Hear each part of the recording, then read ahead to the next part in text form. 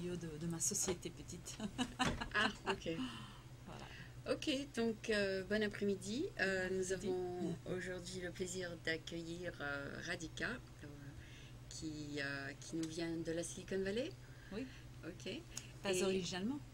oui, et qui va nous parler un petit peu de ce qu'elle fait ici. Donc, bienvenue au programme franco-américain French American TV. Merci. Peux-tu peut-être nous dire qui tu es et peut-être ce que tu fais ici? Bon, je suis originalement de l'Inde.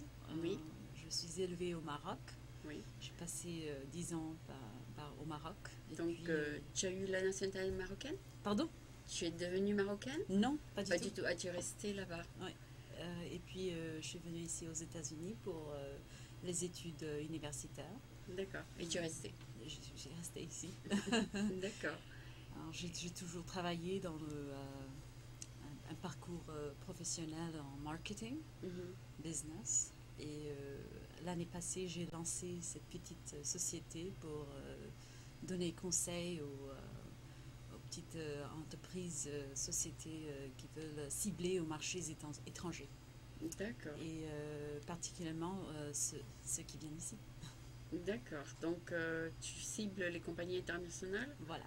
qui veulent devenir internationales. Les deux, oui. Voilà. Les deux. Ouais. D'accord. Et tu penses que tu les conseilles du point de vue business dans les autres pays, c'est ça? Voilà. Et le business, et même, c'est une démarche planifiée, Oui. disons. Alors, si on n'a pas un plan d'affaires, c'est très difficile à réussir. Mhm. Le but, c'est d'avoir un succès dans le monde des affaires. D'accord. Et puis, quand il y a les sociétés étrangères qui viennent ici, par exemple, ils ne comprennent pas l'écosystème Silicon Valley. D'accord. Et toi, tu leur Je expliques ça. ouais, c'est ça, c'est ça. Et encore, je Donc travaille. donc, tu aides les entreprises à mieux connaître la silicone? Voilà, mieux connaître et avoir un succès de lancer leurs produits ici. D'accord. Des produits innovants au marché. D'accord. Donc toi, ta formation, ce n'est pas d'encourager, c'est parce que tu as étudié ici que tu connais bien le marché Voilà. ici. Et en plus, D'accord. dans la connaissance business et marketing, alors il y a toute cette stratégie de marketing, Que tu comment connais bien. cibler, ouais, voilà, comment cibler les marchés, quelles sont les attentes des consommateurs, par exemple, B2B même, D'accord. les entreprises, et quelle est la relation entre les attentes et les offertes. Et les offres, oui. Ouais, D'accord. Mais donc tes les offres. clients, tu les trouves à l'étranger, donc. Oui, soudain, ce sont les sociétés étrangères qui viennent ici. Ils ont toujours cette idée que le marché aux États-Unis, c'est le plus grand du monde, c'est merveilleux ici. Bien sûr que c'est vrai, que c'est vraiment c'est un marché très, très spécial pour Oui. les produits technologiques. Oui. Alors ils viennent ici, mais vraiment, ils ne savent pas comment commencer. D'accord. Où est-ce que je dois commencer?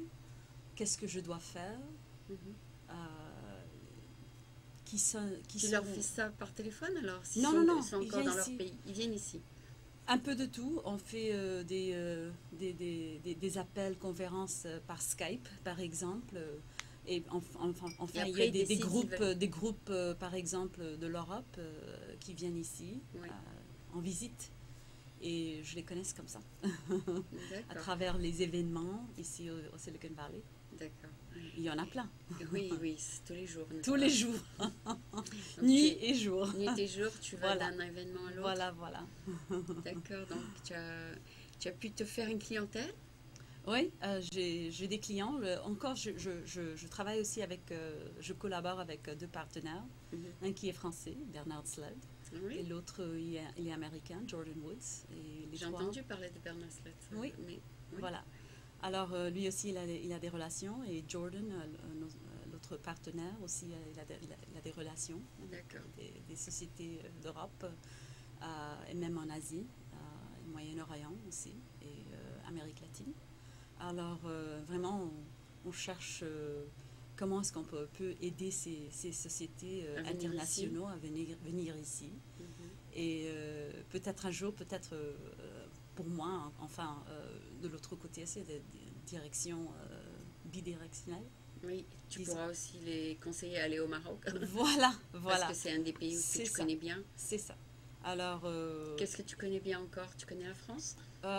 Enfin, toute l'Europe, parce que j'étais élevée au Maroc, alors j'ai la connaissance du culture européenne. De la culture européenne, ok. Et pas mal de langues aussi, alors je parle assez bien les langues européennes. Donc tu peux trouver des clients qui ne parlent pas nécessairement l'anglais. Voilà. Et j'ai des prospects italiens, espagnols, français, belges. Tu les rencontres un peu partout? Pays-Bas, oui, partout. Et même en Silicon Valley, parce que le Silicon Valley, c'est un lieu international. D'accord. Et tu as démarré ça quand? Pas mal d'années, plus de 18 ans ici à Silicon Valley. Ah, 18 ans. Donc tu as quand même pas mal d'expérience là. Oui, et quand je suis venue ici aux États-Unis, j'étais jeune pour les études de bachelor's que j'ai fait ici. Et puis le master's aussi, MBA. Donc tu as démarré ta compagnie toute ma vie assez presque, jeune. toute ma vie presque ici. Mais Oui. le cœur, c'est toujours mondial. Ah, d'accord. Mais tu as démarré ta compagnie, donc il y a quand même pas mal de temps. C'est-à-dire que tu étais jeune. Non. Ma compagnie, je l'ai démarrée l'année passée. Ah, d'accord. J'ai toujours fait du travail en marketing et business. Ah, mais pas parfois consulte, parfois avec les compagnies, voilà. Mais c'est l'année passée que ça tu as m'a décidé venu cette idée parce que j'avais toujours le désir de faire ça. D'avoir ta propre boîte. Voilà. Et de travailler avec des gens du monde, partout, enfin. Ouais. Et j'avais tout à fait cette idée et je me suis décidée, oui, je vais lancer ma petite société. Allons-y. Et puis j'ai rencontré Bernard et Jordan et on a commencé à faire des projets ensemble et on continue. C'est comme un consortium. Et puis au Maroc, tu parlais beaucoup le français, pardon. Oui, le français, bien sûr, au Maroc. Tout le monde parle français. Ça, c'est la langue commerciale au Maroc. Alors, et à l'école, c'était moitié-moitié. Non, c'était l'anglais, parce que j'étais à l'école américaine. Ah bon? C'était toujours l'anglais. Et puis, j'ai ma langue maternelle, Tamil. C'est une langue du sud de l'Inde. Okay. Et ma langue régionale, Kannada. Oui. Et puis l'anglais et français, bien sûr l'espagnol aussi. Et oui, l'italien. Donc tu t'es développé un petit peu dans des langues internationales. Voilà. C'était très facile à Tanger parce que c'est vraiment c'est comme une passerelle entre le monde d'Orient, disons, et le monde occidental. Et j'étais élevée là. Alors les cultures du monde, ça me vient très, très facilement. J'ai toujours eu une affinité aux cultures de partout. Ben, c'est bien. Donc une fois que tu leur montres ce qu'il faut s'attendre en tant que formalité aux États-Unis, tout ça, voilà. Tu les laisses Non. On peut même les aider avec mise en œuvre. Ah oui, d'accord. Alors c'est tout à fait il y a beaucoup de compétences qu'on peut offrir aux clients. Après. Voilà. Parce qu'il y a le plan d'affaires, par exemple, la stratégie, et puis le stratégie de vente, par exemple. Comment est-ce qu'on va pénétrer ce marché, par exemple. Quels sont leur donnes des conseils là-dessus? Les conseils, voilà. Et les circuits, les canaux de distribution, par exemple. D'un tel produit. Voilà.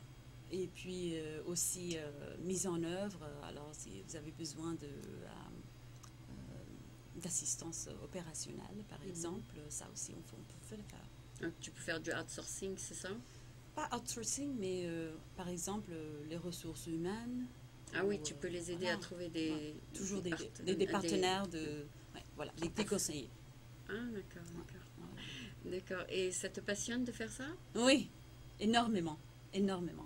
je trouve que ce travail, c'est plus ou moins ce que j'attendais toute ma vie pour faire ça. Et qu'as-tu fait avant? Toujours, j'ai fait de marketing et j'ai travaillé dans plusieurs boîtes, petites, grandes, travail consulte en plus. J'étais entrepreneur aussi, Ah oui, alors il y a pas mal d'années. Et c'était l'année 2000, alors c'était timing, c'était très bien, c'était pas mal. Alors, enfin. Et après, oui, il y a eu l'explosion de la bulle. C'est ça, c'est ça. Et ça, c'était une expérience, je crois que c'était très spécial parce que Maintenant, même si je n'avais pas réussi, il y a cette connaissance de comment les entrepreneurs ici, par exemple, avec les startups, comment est-ce qu'ils pensent, quelles sont leurs pensées, le but, voilà. Avoir la connaissance. D'accord. Et ce que tu as porté après tes études, c'était le marketing, c'est ça? Oui, c'est ça. MBA. Un MBA de marketing. Voilà. D'accord. Et que tu peux appliquer à n'importe quel produit. N'importe quel, parce que enfin, on a des expériences très variées, des compétences variées aussi. Et bien sûr, avec mes partenaires, on a une certaine mesure d'expérience dans des secteurs très différents. Moi, j'ai une connaissance de secteur de santé aussi, et même telecommunications, semiconductors. Et aujourd'hui, le monde, c'est un monde intégré. On a ces technologies, des technologies qui sont à travers de mobile, big data, il y a un peu de tout. Voilà. Et c'est interconnecté maintenant. Interconnecté, voilà. D'accord. Et tes clients sont surtout dans le high-tech, alors, j'imagine. Oui, tout à fait. Tout à fait dans le high-tech. Des produits innovants, innovants, oui. Ouais, voilà. Et ça te passionne de découvrir les moyens d'accès, oui, voilà. Ce que les clients ont inventé et comment mettre ça sur le marché. Voilà. D'accord. Et quelles sont les attentes de consommateurs ou bien les entreprises, par exemple, et vis-à-vis des produits et les offres. Voilà. Et comment est-ce qu'on dit en français, customer validation. Tu m'as dit que tu as déjà vendu ton propre produit. C'était quoi? Ça, c'était un produit telecommunication. C'était ton propre produit? Oui. C'était mon mari qui est ingénieur, qui l'a inventé. Et c'était moi qui faisait le marketing. Ah. Mais enfin, qu'est-ce qui s'est le passé? timing, c'était pas le meilleur. Non. L'année 2000, il y avait des problèmes. Et cette idée a décollé finalement? Non. Je crois que c'était un peu trop en avance. Okay. Et parfois, on découvre que ce qu'on invente...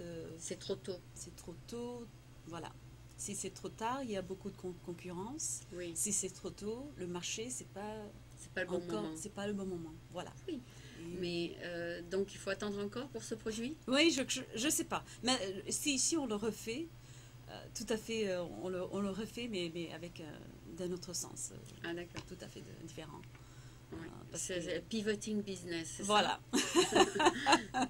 Mais c'est ça, cette expérience, c'était extraordinaire parce que ça m'a donné la connaissance de comment faire un start-up, par exemple. Et cette connaissance, c'est ce qui m'aide aujourd'hui, par exemple. D'accord. À parler avec les entrepreneurs. Voilà. Il y a beaucoup de startups qui ont des produits vraiment innovants et qui ciblent les marchés ici. Et je les comprends. Tu dois décider si tu veux les prendre ou pas. Voilà. Et c'est toujours dans un sens parce qu'il y a le produit, le marché et le consommateur. Ou bien les entreprises, par exemple, dans un sens B2B. Et le marché, ça doit être grand ici, pour réussir. Et, mais tu leur dis d'attendre si c'est pas le moment? Oui, parfois, je crois. Je n'ai pas eu l'occasion de dire ça encore, mais si c'est nécessaire, oui, parce que sinon on n'est pas on ne donne pas de bons conseils alors. Ah oui, oui, c'est pas le moment. C'est toujours, on doit conseiller toutes les angles, voilà. Parce qu'il y a l'angle du produit, l'angle du marché et le timing. Oui. Ça, c'est aussi une partie. Voilà. Et si on doit avoir un succès, il y a un peu de tout là. C'est Oui. compliqué. Bon, mais est-ce que tu as eu un peu le trac de démarrer ta propre boîte parce que tu sais pas si tu vas réussir ou pas, c'est ça? Parce que, enfin, quand on démarre une boîte, la première année, c'est surtout trouver la clientèle. C'est ça, c'est ça. Mais Donc, c'est toujours dans le perspective de qui sont les consommateurs, par exemple, ou ouais. bien qui sont les entreprises qui vont acheter ce produit, par exemple, dans ce B2B. Et pour trouver ces entreprises ou bien les consommateurs, on doit vraiment comprendre le marché. En anglais, on dit market segmentation, comprendre l'opportunité du marché. Et ça, c'est très, très important. Non, mais toi aussi, tu dois te vendre. C'est-à-dire ton produit, c'est le conseil, Bah, le produit, c'est le produit intellectuel. le Oui, produit intellectuel. voilà. Donc, est-ce que tu as bien fait le marketing de ton produit à Voilà, toi-même? moi-même. Voilà, c'est ça ce que je Voilà, te oui, oui, c'est demandais. ça. Je n'avais pas compris. Mais oui, bien sûr. Et en parlant avec les clients, les prospects, Oui. Je- de vraiment de comprendre ce qu'ils cherchent, quels Et sont les maintenant, tu buts, les sais, objectifs. est-ce que maintenant tu sais qui cibler? Voilà. Après un an, Les tu dois, Français, les Espagnols, les Italiens, les Belges. c'est ta cible. Oui, c'est ça, c'est ça. Les sociétés Alors, il faut venir au et DBF alors. Amérique latine aussi, parce qu'il y a pas mal de boîtes ici. Tu devrais venir à l'événement français le premier lundi du mois alors. J'espère que oui, mais ça dépend. Ça dépend de tes obligations. Ouais, voilà. Il Oui, y a parce que toujours les rendez-vous, les conference calls et tout c'est ça. vrai. Alors oui, c'est vrai, Ouais, c'est parce vrai, que ça c'est dépend. là où j'ai rencontré Gorka. Ah oui, Il ah t'a oui, sûrement invité d'ailleurs. ah oui, Il t'a invité au DBF?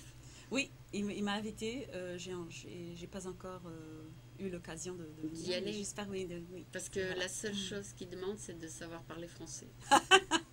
Ça, il n'y Et aura ça, pas de il problème. n'y a pas de problème Non, là-dessus. Et c'est Dieu merci que non. ok. Et c'est au Maroc que tu as perfectionné ton français. Oui, c'est au Maroc. Ouais. C'est-à-dire, tu m'as dit qu'à l'école, tu apprenais l'anglais. Mais avec les gens dans la rue, tu parlais français? Oui, français et même j'ai pris des cours de français aussi. À l'école. Oui, Ok. à l'école. Et puis, et l'espagnol et aussi la même chose, on parlait là. Et enfin, il y a tous les canaux de télévision. Ah oui, que tu regardes De regard. régulièrement. Et puis, les programmes, parfois ils sont en arabe, parfois en français. Ah, tu as les chaînes multilingues? Non, mais au Maroc, c'est très C'est commun. aussi. Ah bon? Ouais, parce qu'il y a des chaînes il y a certains programmes qui sont toujours en français, Ah bon? certaines qui sont En en italien? arabe, Oui. par exemple. Et on a accès aux télévisions, les canaux. Donc tu comprends l'arabe aussi. Oui, l'arabe aussi. Tu comprends. Tu peux parler à quelqu'un, par exemple, qui veut venir de Saudi Arabie? Oh, ça, c'est une arabe très différente. Ah ouais. L'arabe du Moyen-Orient, c'est un peu différent de l'arabe de Donc Nord-Afrique. tu leur parlerais en anglais plutôt. Voilà. Parce qu'il y a des mots qui sont vraiment très différents.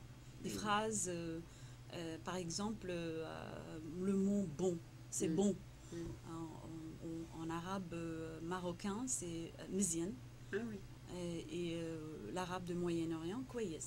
Donc, C'est tout à fait complètement différent, différent. complètement Ah, différent, voilà. complètement différent. Alors, je peux parler, oui, bien sûr, un peu l'arabe, Non, plus parce dans un qu'il sens paraît que, je sais pas, conversationnel. les villes comme Dubaï, tout ça, c'est en plein développement.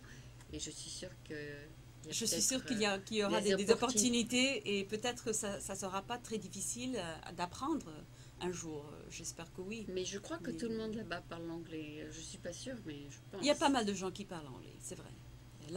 Je crois que l'anglais, dans un sens commercial, c'est la lingua franca. Oui. Tout le monde. En Égypte, ils parlent anglais. Oui, voilà. Et même en Europe, je crois que tout le monde apprend l'anglais ces jours-ci. Mais tu préfères faire du business avec les pays européens, c'est ça?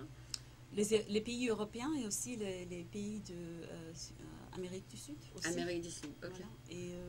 Et j'apprends le portugais maintenant, alors le portugais brésilien. Ah, d'accord. Alors, je cible Un peu l'Amérique les du Sud. sociétés Du Sud. du Sud Amérique aussi et Brésil. Ah bon. Et ils ont des capitaux là-bas? Oui, bien sûr. Ah bon? Oui. Et ils veulent venir aux États-Unis. Je crois qu'il y a pas mal de boîtes qui veulent venir ici, même spécialement pour les produits technologiques Ouais. innovants, parce que le marché ici, c'est vraiment c'est un grand marché, beaucoup de potentiel, beaucoup d'opportunités, Ouais. et la croissance du marché, c'est ce qu'on doit voir, et c'est énorme ici. Mhm. Mais tu penses que leurs produits, c'est des produits qu'ils veulent vendre à des Américains? Oui, bien Oui, sûr, parce que c'est de la technologie. c'est de la technologie, voilà. Ah, d'accord. Il y a toujours des idées et parfois je crois que c'est un autre point de vue Mhm. et ce qui se développe ici, c'est un peu différent de ce qui se développe d'ailleurs. Parce qu'ils pensent différemment. Parce qu'ils un sont peu. différents. Voilà. Ok. Et il y a toujours cette... nous, on regarde le produit dans une certaine perspective de qu'est-ce qu'il y a de spécial, Mhm. le secret sauce, on dit Oui, ici oui, en Silicon Valley. Oui. Et c'est toujours d'un angle très différent. D'accord, Et c'est parfois qu'on ne trouve pas ça ici. d'accord. Donc ça, c'est très intéressant. D'accord, bah c'est très très intéressant ce que tu fais et ça t'occupe sûrement 10 heures par jour au moins. Au moins, quand, Tu- quand on a une boîte comme ça, on travaille tout le temps. Ah, je crois. d'accord. Donc il faut trouver les clients, puis Trouver servir les les clients. clients et parler avec Et les eux. garder. C'est voilà. Il faut les garder, Il faut leur les offrir garder. toujours quelque chose. Il y a de toujours différent quelque chose que tu qui peux se leur passe. offrir. Bien sûr, bien sûr, bien sûr. D'accord. Et une fois qu'ils ont trouvé leur propre marketing directeur, donc peut-être toi tu les aides à trouver ce marketing directeur et après tu fais Et autre même chose pas pour le eux. marketing director, peut-être c'est un CEO ou bien un CTO. Ah oui, parce tout le qu'on monde. on a beaucoup de partenaires dans l'écosystème, par exemple. Oui. Alors, il y a les avocats, les boîtes de ressources humaines. Oui. Ils cherchent toutes sortes de gens. Bien sûr, parce que le mise en œuvre, c'est cette étape, on doit avoir les partenaires de toutes sortes. D'accord. Ok. Voilà. Ok, on va essayer de faire cette interview un petit peu en anglais, Oui, bien sûr. si ça te dérange pas pour ceux qui n'ont Bien pas sûr. tout compris. Bien sûr. So we have today with us Radhika, j'ai bien prononcé, Emmons. Je pense que ça doit être le nom de mariée, non? Oui, c'est ça. Ok. Et donc la compagnie c'est Tanja Partners. Oui. So is that an Indian name, Tanja? No, it's actually, Tanja is the Arabic word for the city of Tangier, where I grew up, Oh, in Tangier. Morocco. From what age to what age? 6 to 16, I was there. Oh, that's a long time. 10 Yes. years in Morocco. My parents were there for a longer time than that. Oh, They were there for 30 years. oh. Um, And you spent the first 6 years of your life In India. In India. I was born in Bangalore, Okay. the other Silicon Valley of the world, Of the world, if you okay. will. It's Silicon Valley of India, if you will. Do you have Came any wish to go back? No. Not for living there, because I Just think to I've visit. lived too many other, of course, because I have family, aunts and uncles and cousins that live there. But you're so too much Americanized? I think I'm not really Americanized. I think I would say I'm a global person.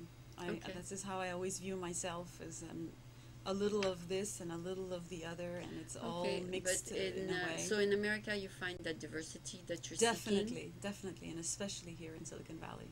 As I Okay. mentioned, I think it's really a gateway to many cultures actually here as much as anywhere else. seeking. So you meet some you people go. from your birth? Absolutely, absolutely. There are Tons a of them? lot of Indian professionals here that live in the valley, and so Are they have, mostly developers? engineers, doctors, lawyers, scientists. Really? Yes, of all kinds. They all come to America? I think, we all are transplants here. Yeah? We've all come from many different backgrounds. backgrounds. And so you're happy to find them then? I'm very happy to find them here. But I mean, I love world cultures. I think this is what I grew up with. As I mentioned, in growing up in Tangier, it's a cultural gateway, and it's a place where the East meets West. It's a place where you've got so many different, diverse cultures coexisting. French expats, Spanish expats, Italians, and then in the summertime we would get an influx of tourists from all over the world. Germany, Sweden, all over Europe. That's really exciting. And so, every year it was this constant flux of cultures. So you grow up with this, and this is a normal thing. So to come were into you contact with raised so by many. the beach for 10 years? We certainly could go to the beach. We lived, probably 10 minutes from away? the beach. Beautiful. The Bay of Tangier. It's there is a beach there as well. Some of the more pristine beaches, I would say, are a little bit of a drive further out. But we had exposure to the Mediterranean as well as the Atlantic. So on the one side you have the Mediterranean, on the other side the Atlantic, and you see the Straits of Gibraltar. You're right there at the Straits of Gibraltar. I think it's at the closest point. It's 15 kilometers from Europe. So you see the lights across the bay, and you can see the lights from Spain. Actually, you look more Moroccan than Indian. Really? Yeah, I think so. I mean, maybe it's because 100% Indian, though. No, because maybe you spend a lot of time there. Maybe my mannerisms. Maybe perhaps that. Maybe That my is- mannerisms are that's it. perhaps a little bit of a different twist. Than the Indian one. Perhaps, yeah. I mean, you are a function of where you've grown up and your exposure to all these experiences, right? So that's what creates who you are in a way. Did you That's what I finally say. become American then? Actually, I have not, to be honest with you. What but I think finally I might be. Yeah, Because so- I'm married to an American, my children are American, so I think I really need to embrace this. For the longest time, I had this crazy So thought what's that your nationality? by passport Indian. But can you that, travel all over the world with it? I think it's not as easy on an Indian passport to many countries. So I think from a practical perspective, Americans is I better. really need to do this. I've just been. Can you have the dual citizenship? Yes, probably? now you can. Now you Okay. can. In the beginning, it wasn't, and I guess in the back of my mind, that was always sort of The problem. I don't know if it was a problem, but I certainly used it as an excuse, perhaps. And I really don't have an excuse. I really And now should just you- bite the bullet and do it. And I think now is probably the time, as good as any, to finally just get this done. And also with the work that I'm doing these days, I'm anticipating that I'll have much more opportunities to travel to where my clients are, for example, where our firm's clients are. And so when you have to do that, I think traveling on the American passport becomes a little easier than traveling on an Indian passport, for example. So, Sounds like a good excuse to do it then. why not? The time is as good now as any other time. It never bothered you not to be able to vote?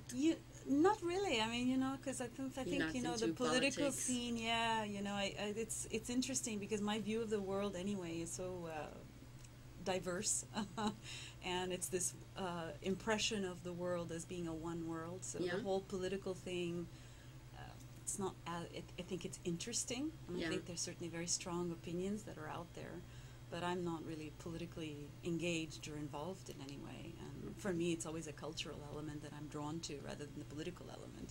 So. Okay. So basically now you consider yourself, by your daily habits and by your daily rituals, I would say, would you consider yourself fully American? For what it's worth, yes, I you suppose, cook- because you- I live here, but my cooking is also international. Really? Yes. What do you cook at home? You cook a little bit of Moroccan, a little bit of Indian? It just depends on the day and the time and the occasion and the mood.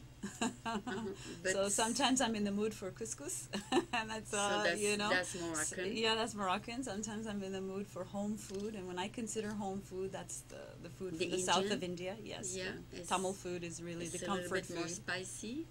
Definitely, yeah. But flavorful, and then sometimes it's American food, just like everybody else, right? Like, and so like fish, I'm actually vegetarian, so Oh. my family is not, but I am, and Okay. so So I am very fish- strict. So so- no fish, no chicken, no meat.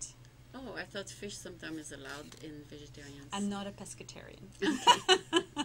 Truly a vegetarian, but not vegan. So.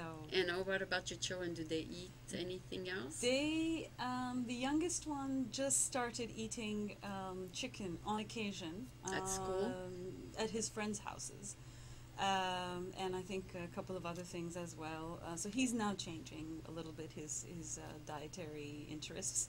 And I have an older son as well, and he's been doing that since he was in his teens. So, you know. Yeah, because they do what their friends do.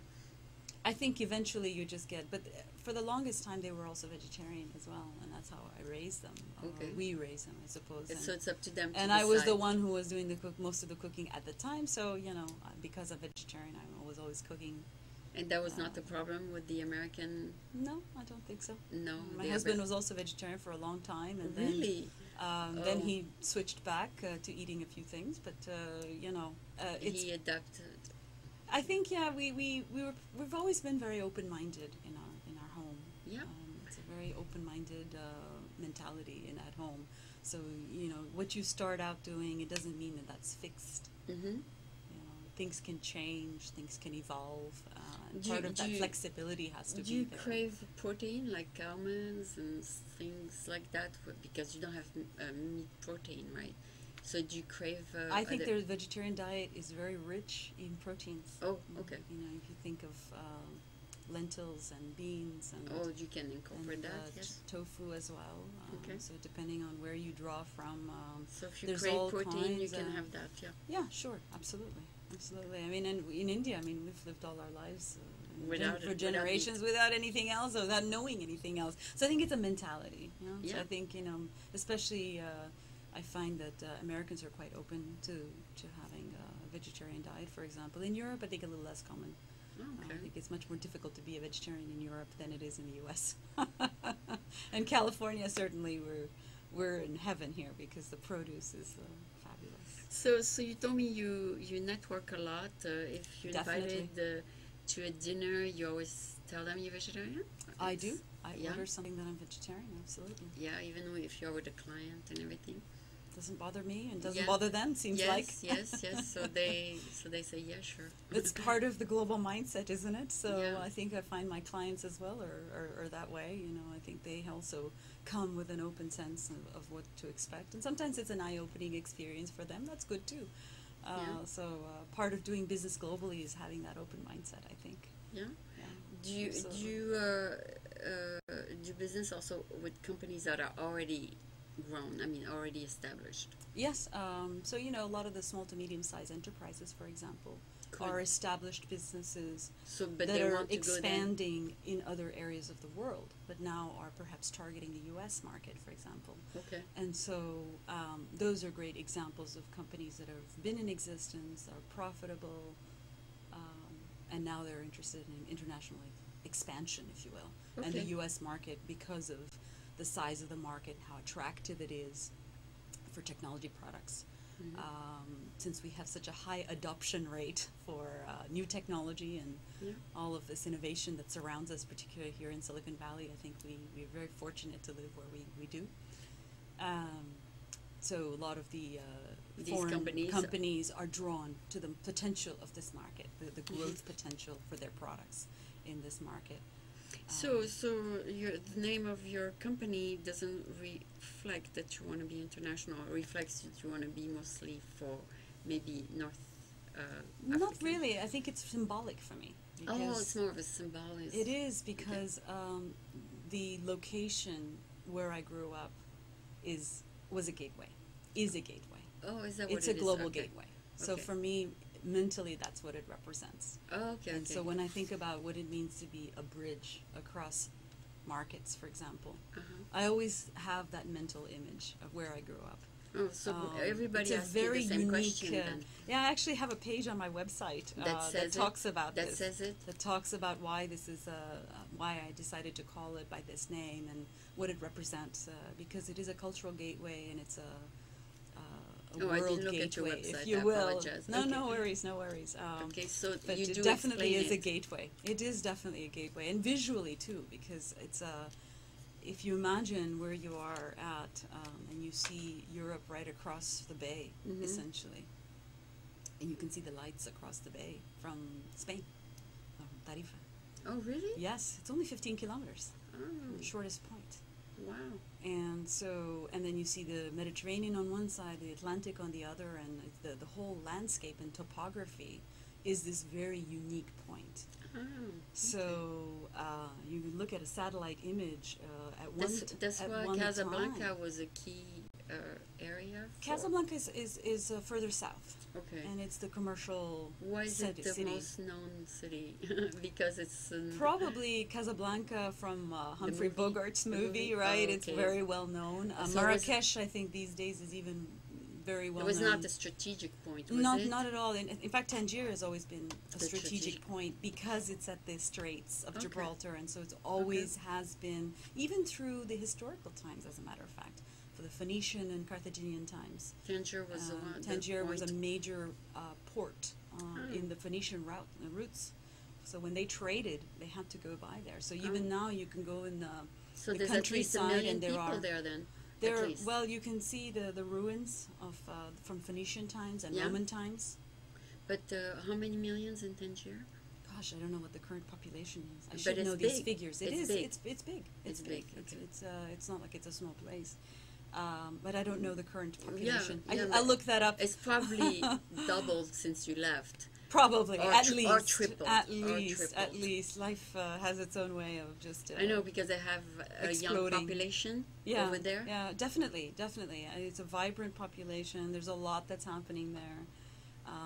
It's a very interesting spot in the world. I'm very proud that we had this chance to experience. That's probably what one life of the was like spots there. you would love to go in the I summer. would love it anytime, even the winter, because the winter is actually pretty mild. It's a Yeah. lot like California weather. Oh, okay. I think by latitude we're not that far off from where we are in California. Oh, So the weather is very comparable to California weather, temperate climate, especially in the Mediterranean. The deeper south you go in Morocco, more desert-like conditions. mhm. Quite varied topography. You have everything from beach to mountains to a desert. Mm. Quite similar to California, even in that sense. So Are maybe you- that's why I felt Are you very much at home here. close to the North African culture? What do you mean by close? Close, I mean, do you understand their way of thinking the most? I wouldn't say the most, but certainly I have an affinity for that Because it's the a way of key thought. years of your growing. Formative years, Yeah, right? formative and so years. these were very important years, and so absolutely it's left that indelible mark on On who I you. am as a person. Not exclusively, perhaps. Very but warm people, right? very warm Yeah. people. Moroccans are extremely hospitable. It's not uncommon for them to ask you to visit their homes. Yeah, Yeah, I mean, if they've just met you, oh, come, and Yeah. it's just the way it is. but now you are an American, you say call first, right? The Americans don't want you to show up In at India, your door. it's very hospitable in the same way. Oftentimes, people just show up at your doorstep. But America is a no-no. No, in America, it's a different way of communicating. Not only a you have different to- protocol. Not only do you have to call, but you have to make an appointment. Well, and this is part of the whole doing business globally. Is that a lot of the times when you're working with companies from elsewhere, you're educating them not just about marketing and business strategy. You're But- educating them about cultural best practices, right? Yeah, they might So not this is know that. Exactly, right? You know, what's considered the norm and best practices here in this culture, and what works, what doesn't, the way in which business is conducted, Yeah. the pace might be different, the attitudes might be different. So this is a very interesting space that we're in. There's Those a- of us who work in this space. Americans, even though they are from other countries, they put a space. I mean, a little. I think it depends even where you are in America. I don't think I mean, you can co- know you someone can't, for years and never break that little gap. I mean, you might meet at the market, you might meet at the coffee shop, but to go from here to here might take longer than in I North think it Africa. I think it depends, even here in the U.S. I think actually the culture here in Silicon Valley is quite open. I think you find a lot of people that are very open-minded that'll take to you right away. Oh, really? I think so. Yeah. I think the attitudes are much more open here. compared to maybe some of the other parts of the United States, for example, where things might move a little bit more slowly, and you have to take your time to get to know that person. Okay. But this is what's interesting, you know. But the doing people things. that you meet, for example, in networking, is there anybody that you see later? How do you mean? I mean, is there, you see them, you exchange business cards, but if there's nothing that you can do business-wise together, do you ever see them again? Sure. I mean, you know, you run into them at events. That Again. doesn't mean, yeah. I mean, it's the international scene. I think it's still pretty small here in Silicon Valley. Yeah. So when you start going to A networking event? the European networking events, for example, or you go to you know, the Bay Brazil events, for Yeah. example, or Silicon Vikings But events. doesn't go past the networking aspect. No, of no, it. you can, absolutely. So a certain number of these people can potentially become your clients, just depending on who's engaged at that event. Mhm. Because very often here, as you know, in Silicon Valley, you've got these groups, these delegations that come from many different parts of the world, Yeah. and you run into these delegations at the various conferences and the various events, and this is how you get to meet people. Your network grows, your ecosystem grows, and suddenly all of the different stakeholders in this ecosystem become your partners and allies, if you will. Mhm. So this is how you're able to attract the right kind of business and the right kind of visibility to what you do. And Okay. So it looks like what you're doing is exciting. And I love it. You Wouldn't do? trade it for a heartbeat. Oh, really? You like? Okay. Definitely. So I'm glad you picked your passion as a business. I think that was really key. That was the idea. That was Okay. the idea. Okay. So thank you so much for being with Thank you us so today. much, Aline. It was a And great I pleasure. enjoyed talking to you also. Likewise. Okay, Likewise. thank you very much. Thank you.